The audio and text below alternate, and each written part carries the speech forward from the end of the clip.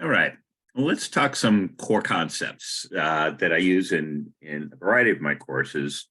And this will shorten time during the cohort. So I want to talk about strategy and I want to talk about business plans and see what we've got here. And again, as I always do, I hope at the end of this session, you'll say, one, it was personal. There was some insights that made sense. Two, was purposeful, that it built in the foundation of the course that you're in. And three, that it's meaningful. You learned a few things you can actually use sometime in your career journey. So what's strategy? It's a plan of action. It's a policy. It's designed to achieve a significant aim. So another way of saying it's a careful plan. It's a method of achieving some particular goal, usually over a long period of time. And it's called multiple things. It may be a master plan, a grand design, a game plan. It doesn't matter. The strategy is basically the how. All right. And as we've talked about, your job is to think all of the interactions, all of the, if I do this, it might cause this. If I do this, it might cause this. You're like the chiropractor, the strategist of the business. So your job is to think chess. You're always thinking 3, 4, 5, 6 moves, sometimes ahead, just like you might play chess. But your job is all that intricate. Doesn't mean because you're smarter, it's just because that's your primary job as a leader. But in communications, people get overwhelmed. It's not that they're not as smart, they get overwhelmed. They've got their own focus, they've got their own things. So think chess and communicate checkers. The key to adding value internally and externally is make the complex simple. When you make the complex simple, people can act, they can act comfortably, they can move forward. And why? Well, your job is going through all 4 types of facts, right? Because you're responsible for all of it. You're the chiropractor. And in those 4 facts that we've talked about before, gold, that's what's really important. It's accurate, but it's really important, right? And when it's gold, it's all hands on deck, right? The second type of facts, which is often a lot of them, what I call vampires.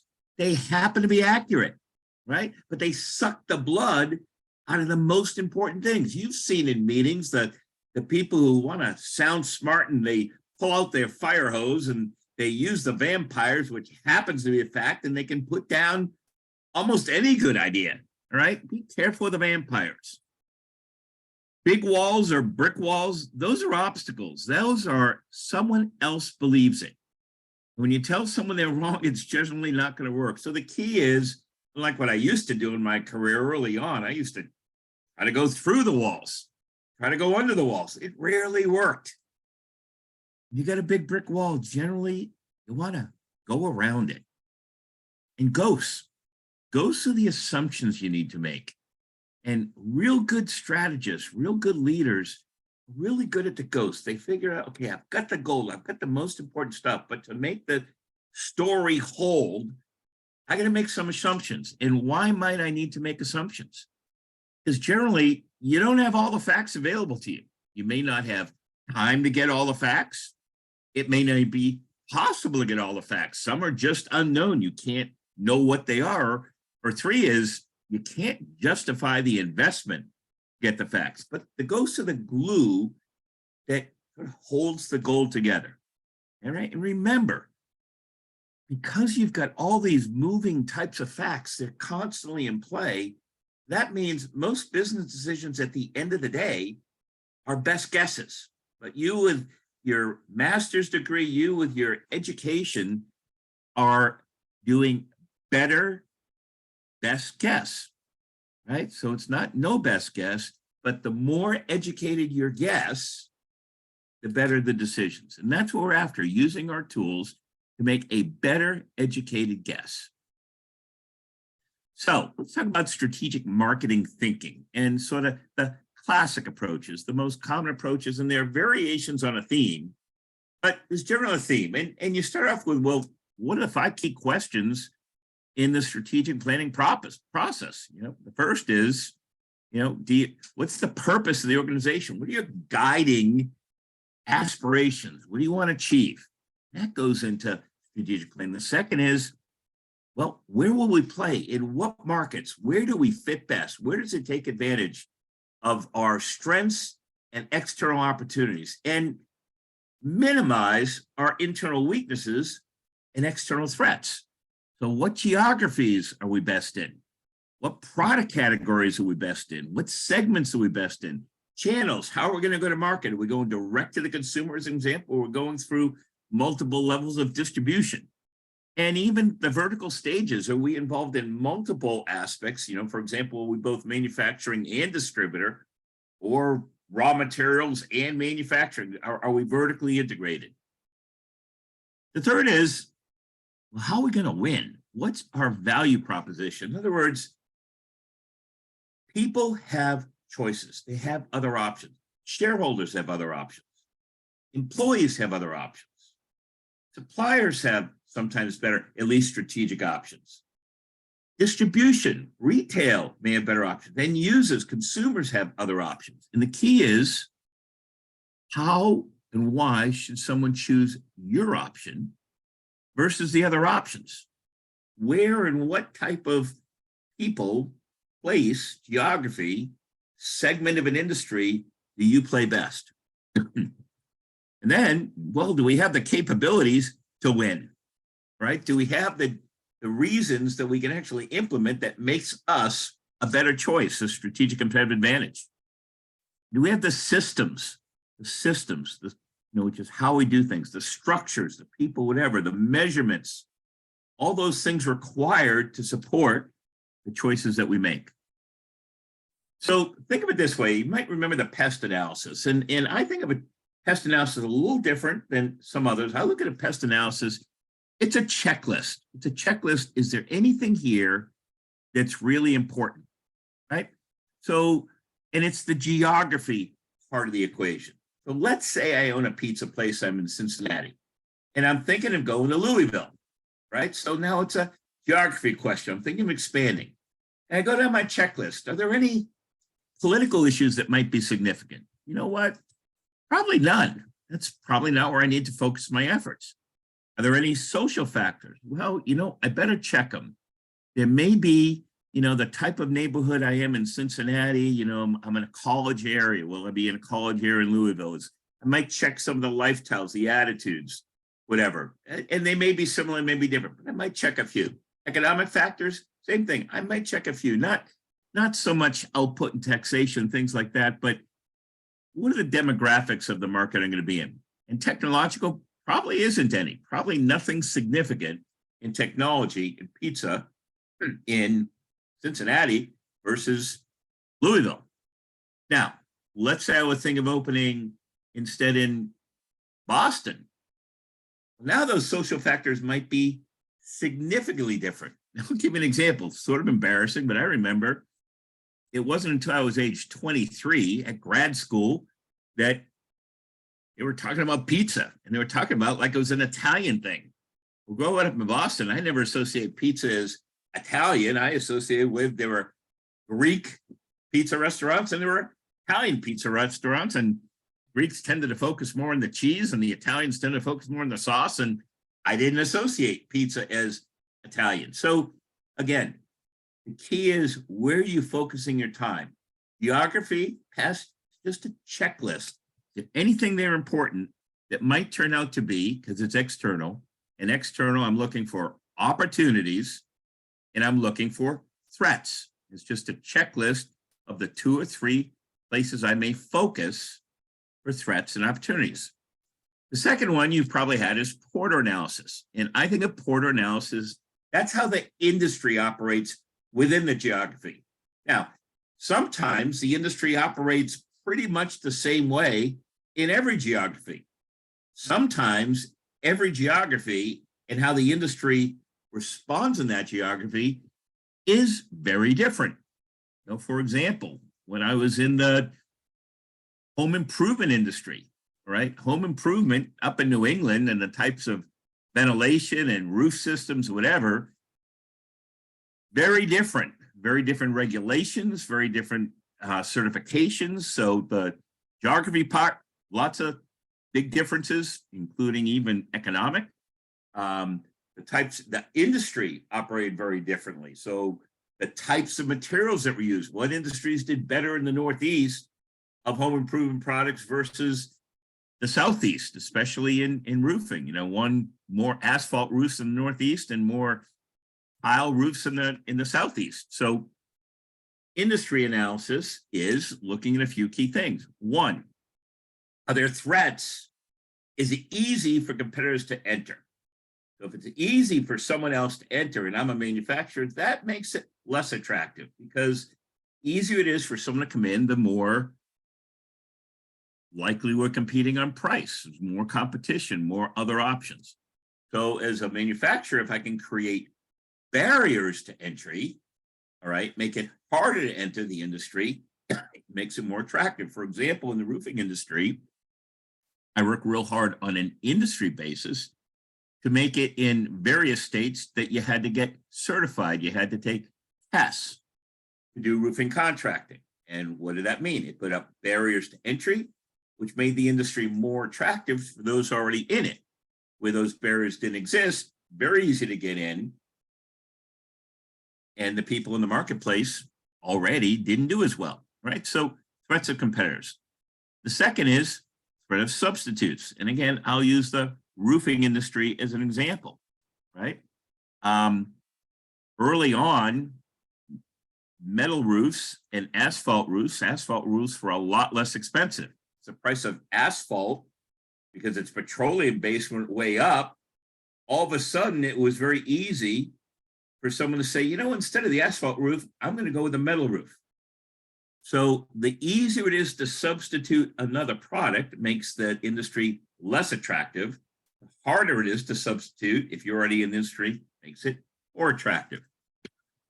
Third example is supplier power.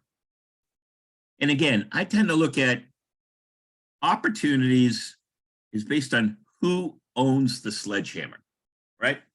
So if my suppliers have the sledgehammer, it's less attractive as an industry, and I may look for things that make it so they can't beat me up as much.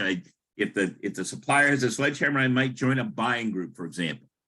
But if I have the sledgehammer, I'm going to be working that as hard as I can. So let me give you an example. If I'm a large beer distributor like an AB and I'm making Budweiser, hey, I probably have a huge sledgehammer on glass. And if I'm the CEO, I'm in that purchasing agent's office all the time. How well are we negotiating? How tough are we with the bottle manufacturers? All right, because we've got the power. Now, if I was a microbrewer, it's the reverse, right? The bottling companies have the majority of the power. I might want to do things like join a buying group to make it so they can beat me up a little bit less. Otherwise, they've got the power of what they buy. The third type is the buyer. Who's buying it? Sort of the opposite end, the supplier. You know, so in certain categories, you know, the consumer has the sledgehammer. And in other categories, the manufacturer or the distributor or the retailer has the sledgehammer. How badly does someone need it? And who's got the power? And the rivalry is how the industry itself operates. And it's real weird. I've been in some different industries. It's amazing how it's not necessarily logical, right? So for example, and I'll use the roofing industry as an example. There are multiple manufacturers of asphalt roofing. They're all making money. They compete in a pretty friendly way. There's only 2 or 3 tile roofing manufacturers, which means they've got an oligopoly. They should all be making money, but they compete so aggressively with each other, they're hardly making money. So how does that industry operate? Is it intense with each other? Is it tough, or is it easy? Are we friendly? Are we unfriendly? That's the rivalry. And again, the whole key thing of industry analysis, sort of pest analysis, the Porter analysis, is I'm looking for what are the 3 or 4 places that there may be a significant opportunity to take advantage of, and what are the 2 or 3 places that it might be a threat, an Achilles heel, and I want to see if I can protect myself. So the more I can put some resources to protecting against the sledgehammer hitting me, and the more place I can figure out to put sledgehammers to really focus, that's where my profits come from. That's the industry analysis. And then analysis that you may not have come across, but it's huge, is the McKinsey analysis. McKinsey, you may know, is one of the largest consulting firms in the world. They do a lot, and they've been using, they have 4 or 5 major models they use, but one of the most common ones they call is the McKinsey 7S. And that's an internal analysis. That's a way of looking at, instead of external, which is opportunities and threats, internal analysis looking for strengths and weaknesses. All right. And the McKinsey analysis is sort of chiropractic as well. Do they all work together? Right. So there's what's called the hard S's. Those are the ones you can make absolute decisions on simply. Now, what is our strategy? What's the direction? And the strategy means, why would someone choose us versus their other options? In what ways are we similar, so we're acceptable? And then in what ways are we different, where we have an advantage? And therefore, some groups of people would choose us. Second is structure, how we're organized. You know, our decisions made at the customer level, highly decentralized, or they made very centrally and very conservatively. You know, for example, a major oil company, right? So it's how we're organized, how we're structured. Third is systems. It's how we process information and make decisions. Soft S's are, they're a little, you can't change them as quickly. One is the style. What's the attitude and approach in that company? And they're different. Different ones fit different industries. You might look at which ones fit me. So for example, if your style is highly energetic and lots of movement, whatever, the advertising industry may be great for you. But if your style is more conservative and a little bit slower moving, whatever, you may be better off in an industry that's a little bit more, maybe like a bank or an accounting firm, right? Not good or bad, it's fit. Staff, that's the resources that we have, you know, the engineers, the accountants, the marketing. What type of people do we have to execute things? We use the skills, which is related to the staff, but the skills goes beyond that. It's financial capabilities, access to markets, it's equipment that we may have, it's facilities we may have, and where they are, and relationships we may have. But one of the driving ones that really separates great versus good, not bad versus good, but great versus good, is the shared values. The more, just like in high school and competitive sports, the better the culture, the more the sense of purpose that people have, that they feel like they belong to something special, the more effective that team tends to be. So again, depends on the industry. You got to look at the industries, and some aspects of the 7S may be more important in some industries and less important in others. All right. So give me an example. Let's assume a retailer's strategy is to differentiate versus competitors, right? And, you know, they're allowing people in the store decision-making authority, right? The employees. So it results in superior service, sort of like a Nordstrom's, all right, where employees can make decisions, pretty significant decisions, right?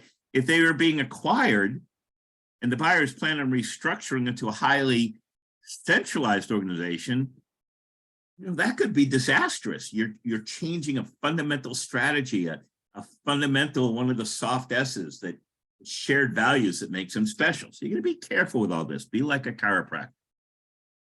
All right, so back to basics, right? We got to gather data. We got to gather external data.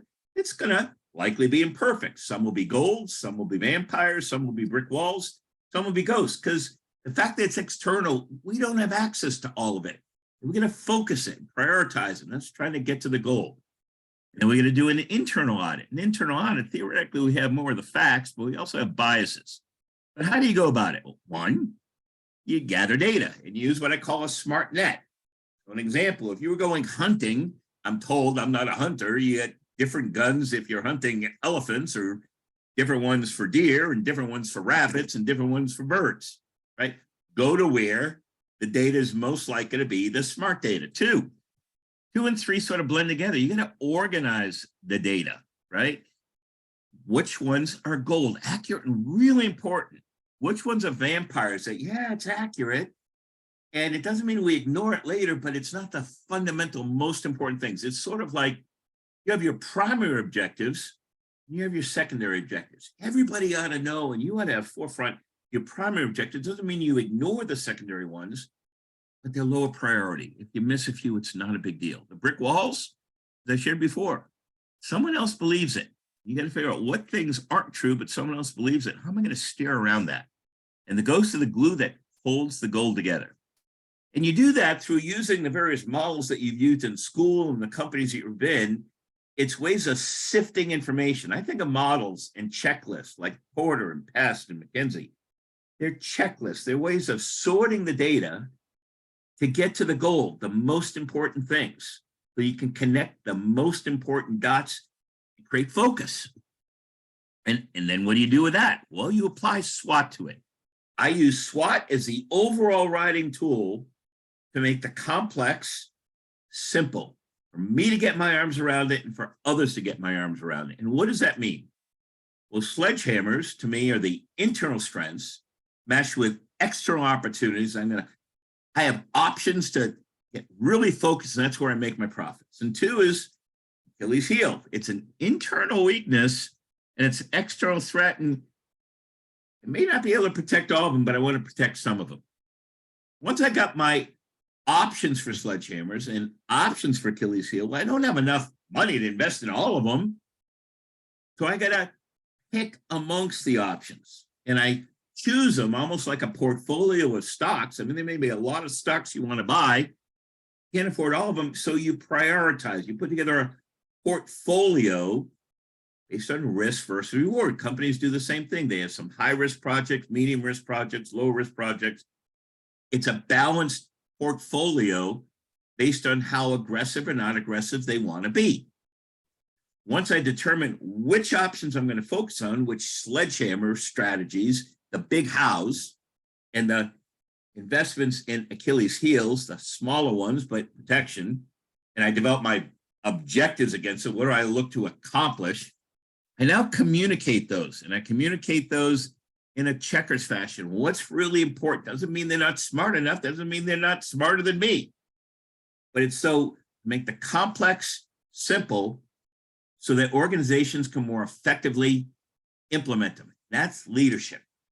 And once it's implemented, well, I want to measure the results. What did I best guess right? And what did I not best guess right? Then I go to make corrective actions, continuous improvement. My attitude in business, if you're not constantly running scared, you're going to get run over. So no matter how successful, keep running scared. I implement those improvements.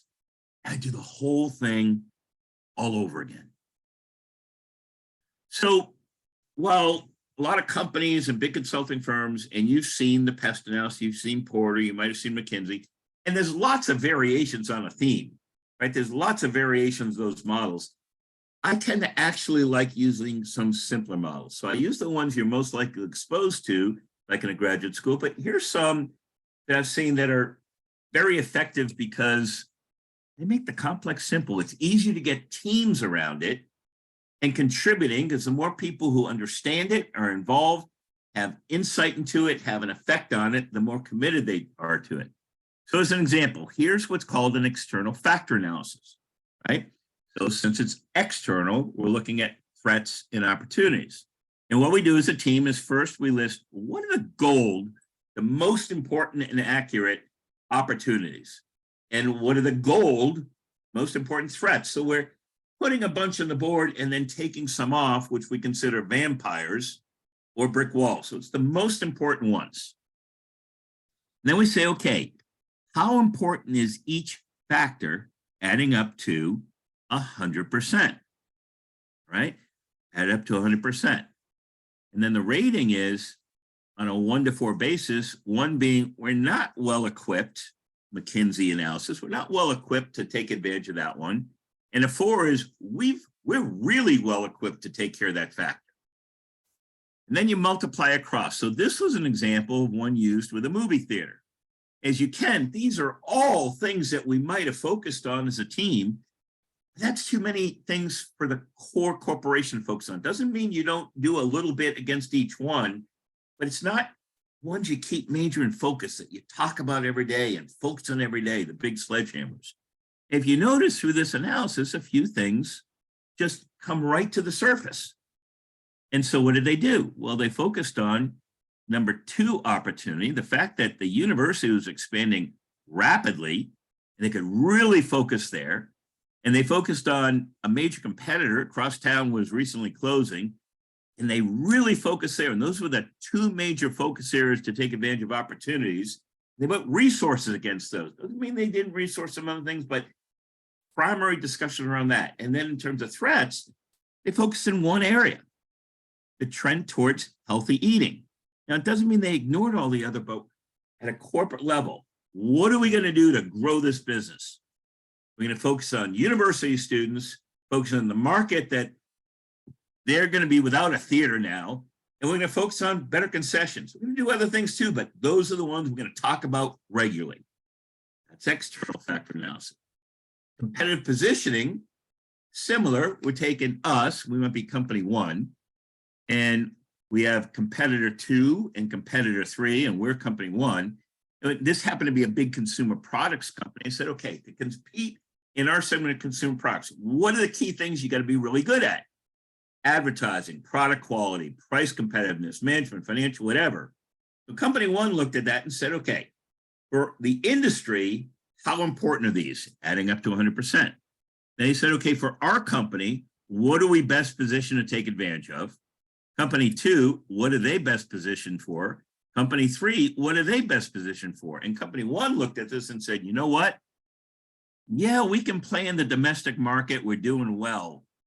But we have a huge competitive advantage if we focus the bulk of our efforts going globally, where product quality is really important in our financial business, position, our ability to go global is important, and we already have some relationships and capabilities and global expansion. That's where we're going to focus, right?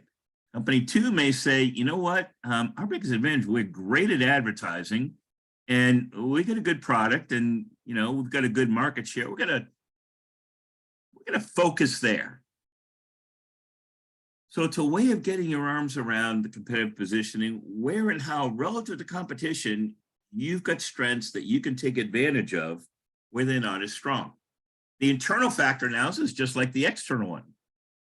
This one's internal. Internal means we're looking at strengths and weaknesses. So again, we list all the factors, we put a weight adding up to 100%. We say, okay, how do we rate ourselves versus those, our ability to take advantage of them, and then go across. So in this case, right, we may say, you know what, we're going to focus on our average customer purchase, increasing it, and our employee morale being excellent, right? We're going to focus there, and our revenues from repair and service. And weaknesses, we're going to, our revenues from software segment, it's down. That's a stress, and location of each store, negatively compared. And by the way, this happened to be at the time, a Best Buy store, particular location. So it helped that team at a local level where we're going to focus. And then you pull it all together. Sledgehammers, where you make your money. Can't invest in all of them. It's like you can't invest in every stock that you think is a good buy. You prioritize it into a balanced portfolio based on risk versus reward. Your sledgehammers, where you make the most money, you want to put the most efforts, is focused areas that you have a significant strength, and it's an opportunity in the marketplace that you can take advantage of. It makes you a better option for either shareholders, employees, customers, suppliers, vendors. You can take advantage of. An Achilles heel is where you have some risks, and you might want to put some investment into taking away the risk. You might do it through an acquisition. You might do it through a buying group. You might do it through a strategic alliance. You might do it through some investment. The point is, and again, you can't invest in all of them, and you can rarely turn an Achilles heel into a strength, because once you do, here's what I've noticed. If you've got a significant strength, it usually has an opposing Achilles heel. Same thing with people and same with the business. Show me something that they're really good at, and I can show you generally what the Achilles heel is. And if you try to take that Achilles heel and turn it into a strength, you create a different Achilles heel, right? So what do the big organizations do, the most sophisticated ones? Well, there was a study done by Bain. That's the one that Romney made his millions and millions with, huge consulting firm. And they did a study and they found that the major tools for strategic planning, customer relationship management, employee engagement, benchmarking, the balanced scorecard. So I want to give you an introduction. Just make sure you understand what those 5 basic ones are. I mean, in a 14-week course, we might go into each and every one, but we don't have 14 weeks. So the first one is, and this just proves the same thing. If you look at usage is the y-axis and how satisfied with it is the x-axis. And you can see those 5 tools are in the upper right corner, highest usage and most impact. So what are they? Well, strategic planning model, we've talked about, there's different ways of putting this, but they all have similar things. It's, we do some pre-planning and prep, but where are we now?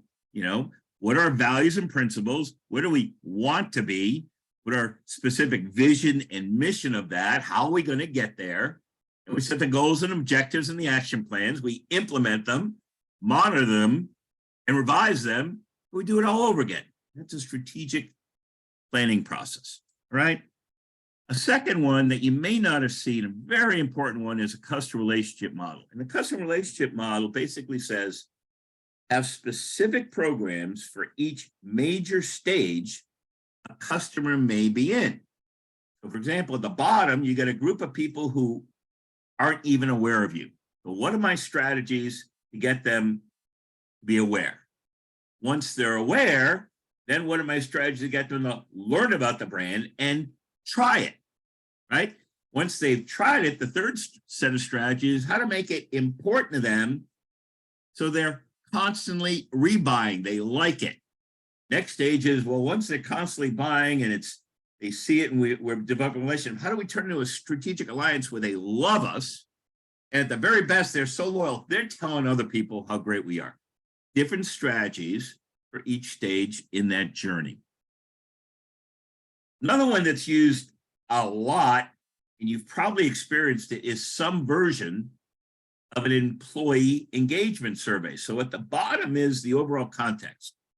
What's our culture and what are our values, right?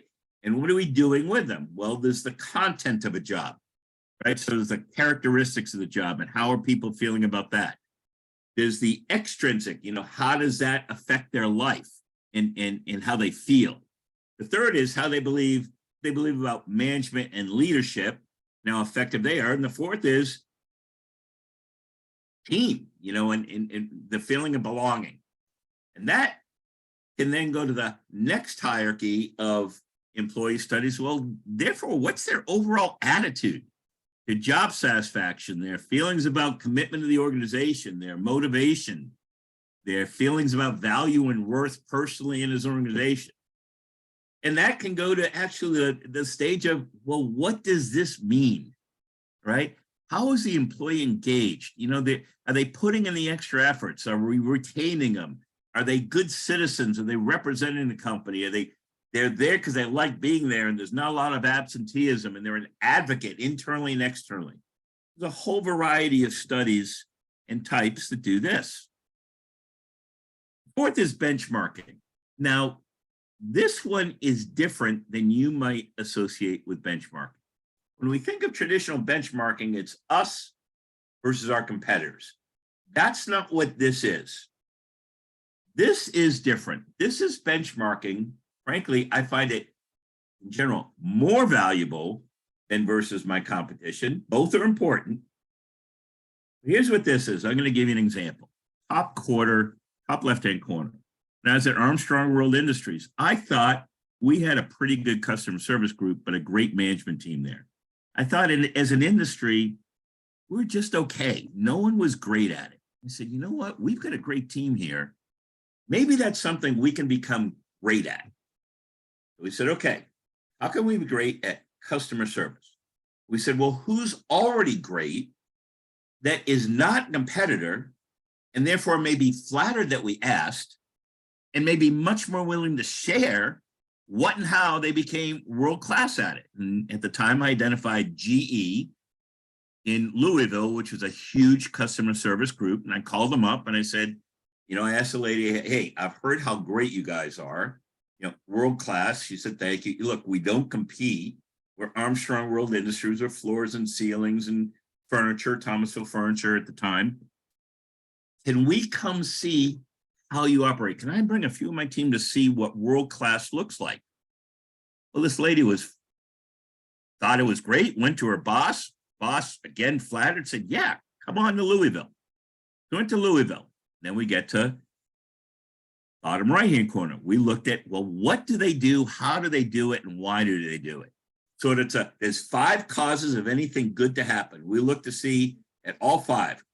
Who did something, where it happened, when it happened, how it happened. Who, what, when, where, and how. And we prioritize those with the explanation of why they were doing it. We evaluated all that, and then we went back and we said, okay, what things are similar to our situation? What things are different?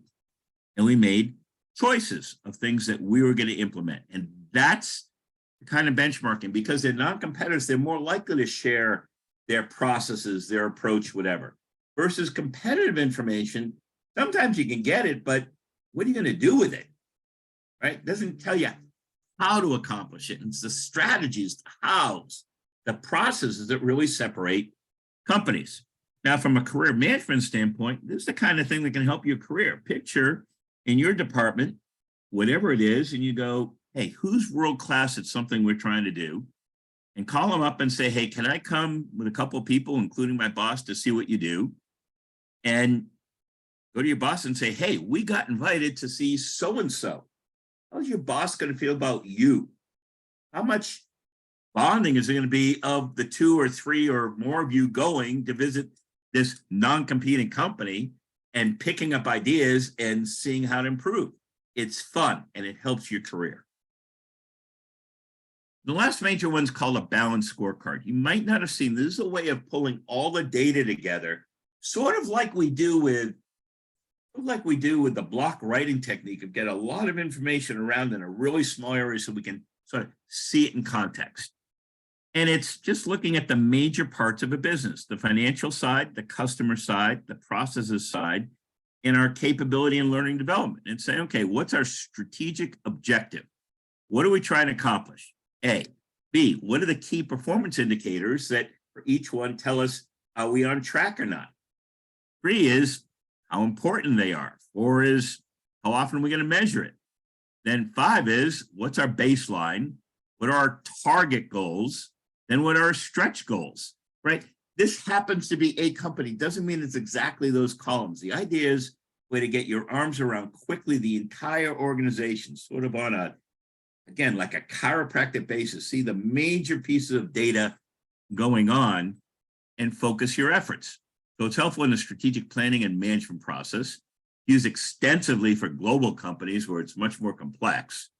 It aligns the activities and the visions and the strategies. It helps direct and monitor the organization performance, how well we do it. It enables groups, internally and externally, enables the communication of what we're trying to do, right? And the balanced scorecard, it was developed at MIT and at Harvard. One was at Harvard Business School, one was at Norton. Actually, when the book was written, I was at Johnson & Johnson at the time. They liked some of the stuff I was doing balanced scorecard-wise at Johnson & Johnson. And for a year, once a month, I actually got to go on tour with these people on balanced scorecard and talk about how to use it, where to use it, when to use it. So at the end of the day, some perspective, right? You don't know where you're going, you could wind up someplace else. Yogi Berra, right? My favorite business philosophy, Peter Drucker. Planning doesn't deal with future decisions, with the future of the decisions you're making now. And the one that had the biggest impact on my career was the sense of importance of culture, right? The stuff we don't study as much in school, there's no right or wrong answer. People want to believe that they're part of something special. More people are humbugged by believing in nothing than believing in too much. Key thing is what makes you special, and reinforce those things. Help people feel like they belong. So what are barriers to success? Well, the hard facts are easy to see. Revenues, market share, cost, productivity. That's where most people focus. But it's the soft facts that'll take your ship down. It's not organization trust. If the values aren't strong, if people feel frustrated, if people are emotional, all that personal agendas, all that soft stuff, that's what takes down big ships. The difference between great and good, not good and bad, the difference in great and good tends to be how well the leaders not only deal with the hard facts, but how they deal with the soft facts. So when you pull all this together, you got a group of operating strategies, at all different levels, people getting things done. You get the functional strategies of major functional organization. What are we doing? What are our resources? How are we getting things done? You get the business strategies, right? The general manager, and then you got the overall corporate strategy. It's how are all these things aligned? Another way of thinking of managing it, right? It's both you get the strategy, and then how are we going to monitor that to a balanced scorecard, and then the strategic programs, the objectives, action plans, whatever, longer term, and then the annual plans, and then the measurement of costs and benefits, and down to the detailed daily budget. It's how all that goes together. I look in the summary this way. Doesn't mean it's right. This is the way I look at it. You generate world-class results by focusing on balanced strategic initiatives, like a portfolio, like investing in the stock market. And you do that through combining your complex insights and putting that into a strategic direction. You've looked at the gold, the vampires, the brick walls, the ghosts pulled together, but then you made the complex simple, right? You convert to simplicity so you can communicate it effectively and people can get behind it, confidence in it, and act on it. And that requires both team and individual ownership. That's supported by comprehensive problem prevention processes, right? How do you get things done? And that's all integrated with your strategy, your budget, and tactical plans at company level, division level, functional level, department, and even personal levels. And that creates world-class strategic planning, development, and deployment. So again, overall, I look at strategy this way. Strategic excellence is where we place our bets, based on the best educated, best guess we can possibly come up with our intellect, with our tools, with our leadership, with all that. And what is that strategic excellence? One is, what do we stand for overall? What are our core promises as an organization? What are we trying to be? Second is the next level down. Amongst those who have options, shareholders have options, employees have options, customers have options, value chain has options. In what ways are we similar to their other options so that we're acceptable? And in what ways are we different than other options so we're the preferred choice? And that's strategic competitive advantage. And then, well, did you act on that? Is that where we spent our time, the majority of our time, and used our assets, where we're placing our bets? How do we know how effective we are at the best? It's at the implementation. It's the moment of truth for each one of those constituencies that has other options. Were we reliable? Did we deliver the what's in it for them, the experience they're looking to avoid or gain? That's how people make decisions. They act based on. 2, that's now. But are we continuously improving? Because if we're not, why would they stay loyal? Right? So how organized and improving our 3 is, it's still relationships. Are we sharing our appreciation and strengthening those? And the results are, we focus on the most important things. Focused outwardly. How are we affecting others? What's the bridge to that? It's our leadership. 1, it's how we strategically build trust. And I look at trust with a recipe of care and respect equals trust. Some things that generate trust are, 1, explaining why, which we're not wired to do, right?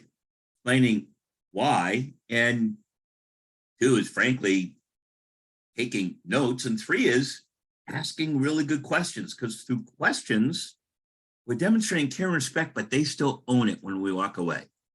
The second part of leadership is insight. It's our thinking chess, the analysis, and our communicating the complex simple, not because we're smarter, because people want to know the essence, what's really important, and leave the less important stuff out so they can act comfortably.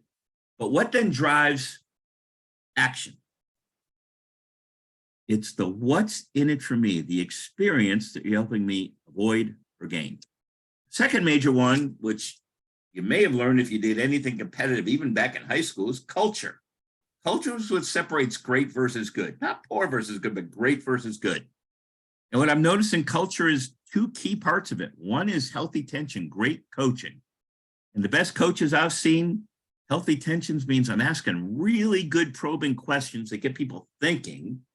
And I'm sharing transparently data, some good, some bad, but honest, to keep people moving forward. And the second part is it's purpose-driven.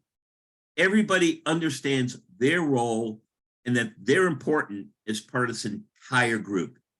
Everyone's important on the team. The third is the information systems. It's the dashboard, the data that we collect, and how we make decisions with them. And it's focus. It's disciplined people, disciplined thought, disciplined action. Business has as much to do with what you're not going to do as what you are going to do, because great things come from focus. If you try to chase two rabbits, you're probably not going to catch either one. So what's the overall game of business? At the end of the day, it's best guess, because you don't have access to all the data. But you want to be the best educated guess with the models you use and the thinking you use and how you're going to get it implemented. Why is it best guess? Because the data is constantly moving and you don't have access to all of it. And you also have bias involved in the internal stuff. The gold, whether it's external or internal, is what's really important. Vampires, there may be a lot of them. It's accurate. But it's sucking the blood away. It's taking the priority away of what's more important. Brick walls, barriers, someone else believes it, it's an obstacle. Early, go around it. And the ghosts, the assumptions we got to make, not because we wouldn't like to have those facts, but A, you might not be able to get them. B, you might not be able to cost justify getting them. Or 3, you may not have the time to get them. We're going to make the decision now. You get all that going on, which is why it's best guess. The why theory, which we've talked about before, helps you analyze and act on anything involving people, internally and externally. 3 major components. People don't listen closely to what you have to say unless they trust you. That comes from care and respect. And simple recipe is take notes. The notes you didn't take, demonstrate. You might not care. You might not follow up. Just waste your time, whatever. Not taking notes is disrespectful. At Johnson & Johnson, it was grounds for being fired because they were so focused on trust. 2, good questions. And you can do anything through a question. You suggest, you can ask, you can uncover, you can even direct based on how you ask it. When you walk away, they still own it, and demonstrates care and respect, and explaining why. Because as we've talked about before, and I talk about it a lot, if you listen to people talk, they talk about a who, a what, a when, a where, or how, or some combination. They rarely share the why. Insight comes from the why, and trust, respect, and care comes from the why. Do what's not natural. Share the why. Second is the understanding. Only 5 things that cause anything good or bad to happen. You want to look at each one. Is there a who involved, a what, a when, a where, or how, or some combination of 2 or 3 or 4 or 5 of them? What's the cause and how do I prioritize it? The answer to why it's important. What's the consequence? What's the benefit? I think chess, I go through all of that, but I communicate the gold part of that, the most important parts, to get people comfortable so they can act and move forward. But what drives action? The experience. It's the result. It's, did I avoid the experiences I didn't want and gain the ones I did want? That helps you with all the people stuff. On the financial investment stuff, it's SWOT. SWOT helps you take all the analysis, all the models, all the complexity, and make the complex simple. Sledgehammers are a combination of internal strengths, external opportunities, and a choice of which ones you can afford to do, because you can't afford to do all of them. And Achilles heel investments, not the majority of your investments, it's internal threats and external threats and internal weaknesses, and it's just trying to protect those. So I hope you can agree that we accomplished success. That this session was personal, insights that made sense. It's purposeful. It built on the foundation of the course we're taking, and it's meaningful. That you learned a few things you can actually use in your career. So thanks. I hope you got something out of today that you can use.